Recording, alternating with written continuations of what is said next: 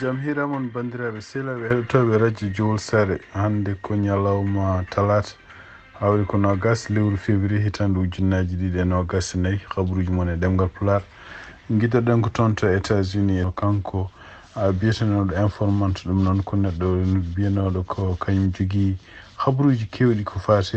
hono kanko ɓi président Joe Biden biyeteɗo Hunter Biden e kanko président Joe Biden nde wonno vice président nde wonde ɓe keeɓi jeyanaji ken won million ngaji dollar ummade toon to yimɓe businessman uji toon to Ukraine ɗum noon ko kanko président Joe Biden e kanko Hunter Biden fof ɗum woni républicain ki ko ndewe makko oɗo dumunu fof pour mbadde mo empêché donc ene wayno oɗon kaltannoɗo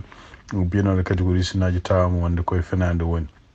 waɗi guila o to semaine ndew telli avion toon to Las Vegas o nangganoma FBI noon e tugnade enquête gummiɗo habaruji gummiɗi toon to Washington ɓe mbi wonde ko kanko ko hoore makko haali wonde ko habaruji ɗi joguino seeɗa ɗi fof ene wayno heɓno ɗum koye service aji russe dokkunomo ɗum ɗon donc ko penale ko wawi wonde ene wayno oɗo ñalawma hannde hono kamɓe département justice mo États-Unis donc takkimo wonde ko haali ko fof fenade e ɗum ɗo kadi ko hunde contre loi ko ɗum waɗi hono kamɓe républicain ji oɗo saaha joni ɓe ganda holnoɓe jogori wadde par ce que ko ɓuuri hewde mabɓe surtout henne kamɓe dogantunoɓe oɗo dumunu fof e kanko wadde mo empêché kanko président Joe Biden ene wayno ɓe pawino haaluji mabɓe fof walla preuve uji mabɓe fof pawino koye oɗo henne russinaji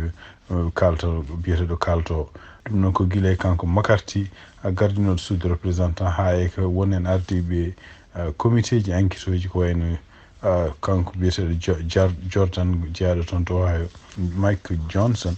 gardiɗo suudu représentant oɗo saaha joni kamɓe fof ene wayno ko publicité ɓe mbaɗanno ɓe pawino koye wiide waɗi jogui preuve aji kewɗi e surtout en oɗo en rusinaji moɓe jogui biyeteɗo informant o wonko jogui ko dossier ji bonɗi wonande kanko président Joe Biden joni ɗum ɗon wonti tawde wonti fenade ene wayno ɓe jaabaki taw holkoɓe jogori wadde kono noon ene wayno plan ji ɓe joguino fof ene wayno bonni oɗo saaha joni hande politique e tugnade kadi habaruji gomiri toon to Washington kanko président Joe Biden e nder message mo windi fate yimɓe supporteur uji makko e surtout yimɓe kadi taariɓe mo e campagne makko oɗo saaha joni o wi ko yimɓe yo kutoro ƴattoje ɗe Trump ƴattoɗe kañum koyemen ne mbaɗa ƴattoje campagne mumen taw ko way noon langage baɗo noon ɗum noon siftindon toon ko Trump gueɗe ɗe ganduɗa ko hutortoɗo saaha joni ko hutorade inde makko wiide wonde ko neɗɗo nayijo walla ko neɗɗo ɗaniɗo ɗum noon fawa hen ƴattoje ɗum noon e wayno kanko président Joe Biden o wini ko oɗo langage kañum hoori ɗum hutere ko ha hande ko fati Washington e tugnade kadi habaruji gumiriɗi toon to New York kono conseil de sécurité des Nations Unies joɗinoma hande ɗum noon ko Nations Unies ɓe ƴeftino kadi résolution ɗum noon ko ɗaɓɓande état ji arabe ɓe mbanno nde ɗon ɗaɓɓande fade Nations Unies pour yo yamir Israël yo dartin haare muɗum nde ɗum ko mbiyat cessez-le-feu kono kamɓe président kamɓe États-Unis noon e tugnade habaruji gomiriɗi noon e wayno ɓe mbaɗi veto oɗo proposition veto noon firti wonde ko état membre uji Nations Unies kañum koyemi so cuusi juuɗe mbi calima o hunde proposition walla nandiral walla ko ɗaɓɓande fate en décision ngaji Nations Unies ene wayno ko ɗon dartoto ɗum noon ko ɗum woni veto kamɓe États-Unis ɓe calima ɗum en tugnade kanko konngol makko biyete Linda Thomas Greenfield kanko woni ambassadrice États-Unis toon to Nations Unies o wi wonde ko États-Unis hayso salima oɗo résolution mo kamɓe leyɗele arabe ɓe ƴefti pour wiide wonde ko hande fof yo darto ene wayno ko kamɓe koyemeɓe États-Unis kamɓene ɓe mbaɗi ɗaɓɓande